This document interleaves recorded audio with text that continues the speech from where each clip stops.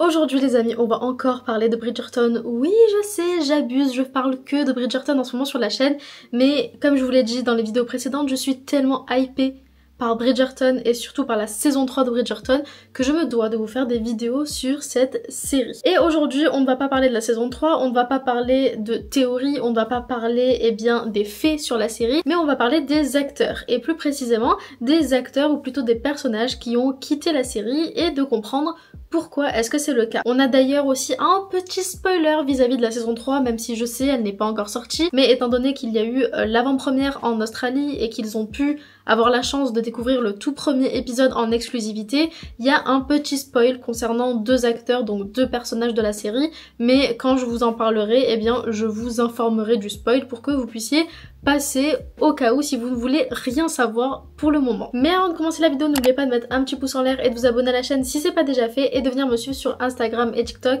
comme d'habitude. Comme je vous le disais, depuis la saison 1, on a eu pas mal de personnages qui sont venus puis d'autres qui sont partis de la série. Et dans cette vidéo, je voulais vous expliquer dans un premier temps pourquoi certains sont partis et est-ce qu'ils pourraient potentiellement revenir dans la suite selon les raisons de leur départ. On va donc bien évidemment commencer par le fameux duc de la saison 1, Simon, même si depuis la saison 1, vous le savez, l'acteur ne fait plus partie du casting de Bridgerton. Et la raison est toute simple, c'est parce que l'acteur a signé à la base pour une seule saison et que pour lui, il avait tout simplement terminé de faire ce qu'il avait à faire pour ce rôle précisément. De plus, il a expliqué qu'il voulait tout simplement se concentrer sur sa carrière et donc sur d'autres projets comme des films ou des séries. Même si je vous avoue que pour l'instant, je ne l'ai vu dans aucune autre série ni film à part Donjons et Dragons. Mais bref, sa carrière n'a pas tant décollé que ça après Bridgerton, disons-le. Il avait expliqué dans une interview, c'est aussi simple que ça. J'ai signé pour faire un job, je l'ai effectué et ensuite je suis partie faire d'autres jobs. C'est tout. J'aurais aimé que ce soit plus glamour que ça, mais c'est le cas. Quand nous avons fini l'histoire, la tentation aurait été de continuer en creusant plus loin, en se disant oh et ben comme ça a bien fonctionné, on peut changer ci et ça et mettre en place d'autres choses.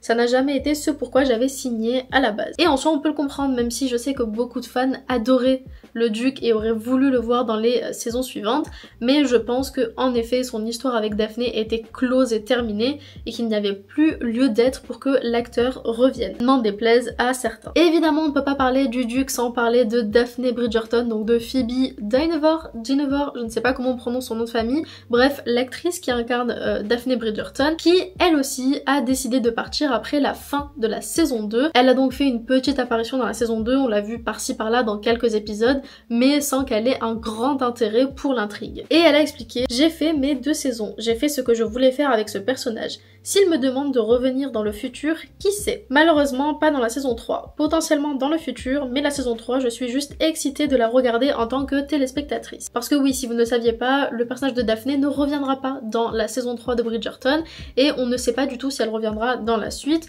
On verra selon les dires des acteurs. D'ailleurs, petite info comme ça, je ne sais pas si vous êtes au courant, mais la saison 4 de Bridgerton, et j'y reviendrai après la sortie de la saison 3, on fera d'autres vidéos théories sur la saison 4 et j'en passe, mais pour ce qui est de la saison 4, le tournage débutera en juin 2024, donc à peine après la sortie de la deuxième partie, voire même pendant, qui sait, je ne sais pas. Ok, pour les 2 prochains acteurs, il s'agit d'un spoil concernant la saison 3, donc je vais rapidement expliquer. Si vous voulez passer, je vous mets un petit timecode juste là, vous pourrez passer tranquillement sans vous faire spoiler concernant ces 2 personnages, ou plutôt ces 2 acteurs. On va donc commencer avec Jonathan Bailey. Alors pour le coup, pour l'instant, on ne sait pas si l'acteur va continuer dans la saison 4, 5, 6, etc.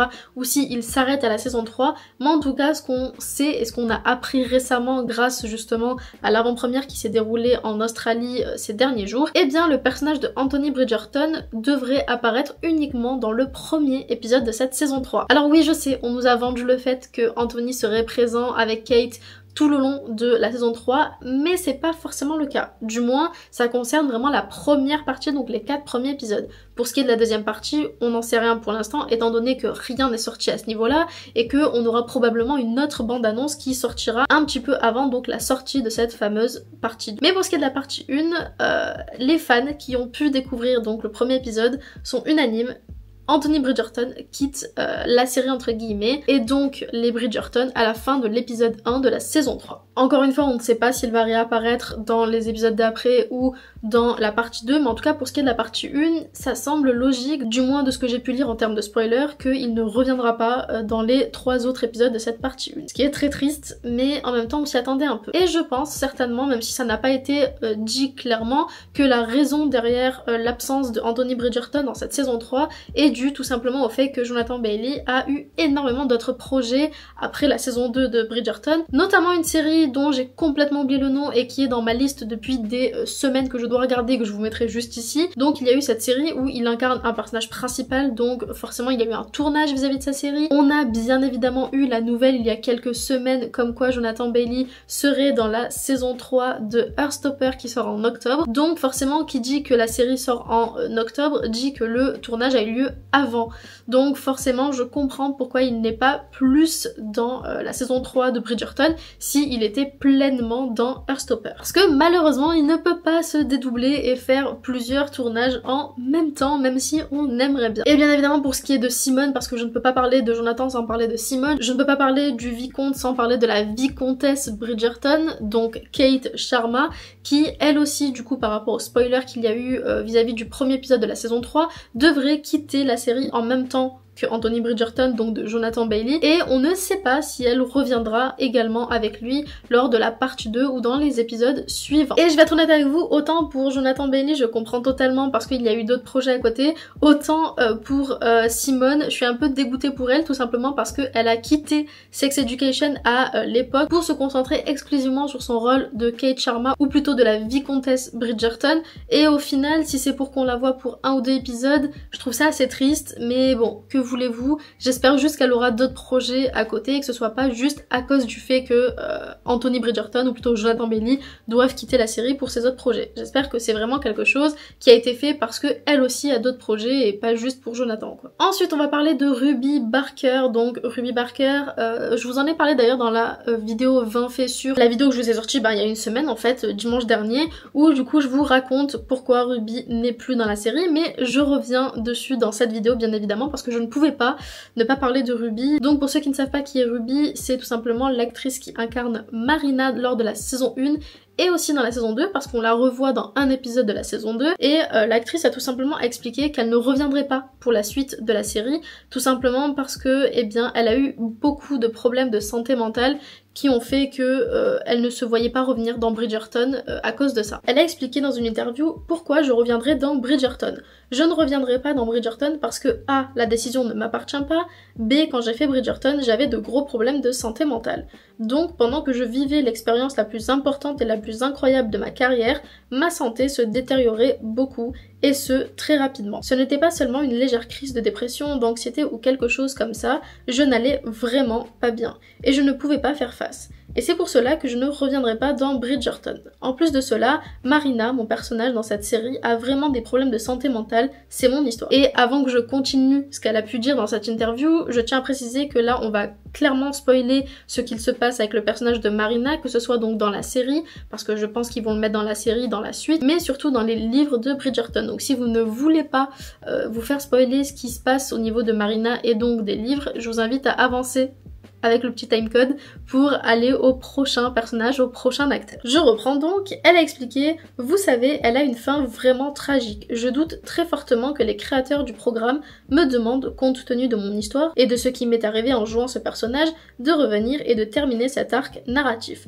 Cela n'arrivera pas, j'ai fait ma part. Et oui, parce que ce qu'il va se passer dans le tome 5 de Bridgerton, donc dans le tome de Héloïse, c'est qu'on va tout simplement découvrir dès le départ que Marina est morte. Donc forcément, ça servait pas forcément à grand chose que l'actrice revienne pour la saison 3 ou pour même d'autres saisons étant donné que son personnage allait finir par mourir. Donc clairement pour éviter de se remettre dans des angoisses et une dépression liées donc à son état mental mais aussi à l'état mental de Marina, c'était limite mieux pour elle qu'elle ne revienne pas. On va continuer avec Charitra Chandran, c'est donc celle qui interprète le rôle de Edwina lors de la saison 2. Alors oui, clairement la petite sœur de notre nouvelle vicomtesse Bridgerton ne sera pas de retour dans la saison 3 ni pour les prochaines saisons, tout simplement parce que l'actrice a voulu se concentrer sur d'autres projets liés directement à ses origines pour pouvoir les mettre en valeur dans de nouveaux projets. En effet, on a pu la voir sur Prime Video dernièrement dans le film À la conquête de Billy Walsh. Si vous ne l'avez pas vu, allez le voir, il est plutôt sympa.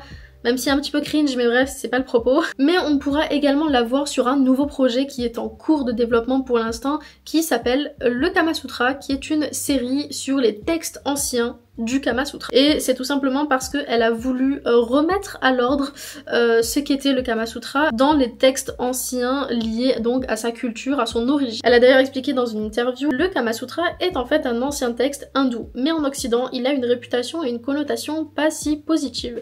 Il s'agit de se réapproprier les choses qui nous appartiennent et qui appartiennent à notre culture et de montrer réellement la beauté et l'importance de ces textes et ce que la société moderne peut en tirer. Et en dehors de ça, elle a d'autres projets où elle va produire carrément une adaptation donc du roman Song of the Sun God de Shankari Chandran qui va raconter l'histoire d'une famille sri-lankaise. Et j'en dis pas plus, et bien tout simplement parce que je ne suis pas forcément au courant de ces projets-là, donc je ne vais pas en parler. Bon, on va quand même terminer avec la famille Sharma bien évidemment, étant donné qu'on va parler de Lady Sharma, interprétée donc par l'actrice Shelley Cohn. La concernant, j'ai pas grand chose à dire, elle a tout simplement quitté la série parce qu'elle avait plus rien à y faire, elle a joué son rôle et étant donné que son rôle était très secondaire, il n'y avait pas de raison pour qu'elle revienne. Tout simplement. On va aussi parler de Callum, donc l'acteur qui interprète le rôle de Theo Sharp.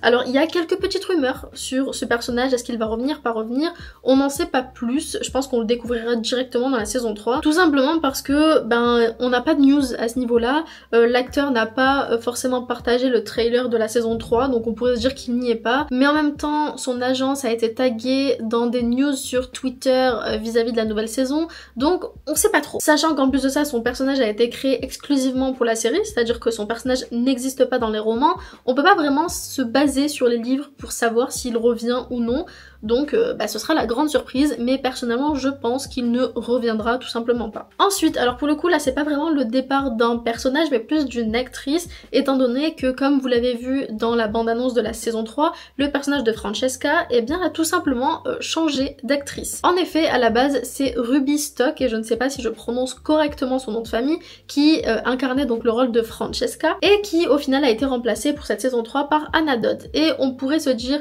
oui c'est parce qu'elle est mineure, donc forcément elle peut pas faire des scènes olé olé en étant mineure, sauf que j'ai vérifié sur internet et l'actrice n'est pas du tout mineure, Ruby a 23 ans, du coup je me suis dit que forcément c'était pas ça la raison, donc en regardant très rapidement sur internet je me suis vite rendu compte que c'est tout simplement parce que l'actrice a eu une opportunité pour avoir un rôle dans la série Lockwood & Co sur Netflix et qu'elle a expliqué dans une interview qu'elle ne pouvait pas endosser les deux rôles en même temps parce que ça lui prendrait beaucoup trop de temps le rôle dans Lockwood & Co, sachant qu'en plus de ça dans la saison 3 on risque de voir beaucoup plus Francesca, elle pouvait clairement pas faire les deux. Donc elle a pris une décision, même si c'était très dur pour elle, et elle a choisi de quitter Bridgerton. D'ailleurs pour vous dire ses mots exacts, elle a expliqué « Travailler sur Bridgerton était merveilleux et c'était incroyable de faire partie d'une série comme celle-là.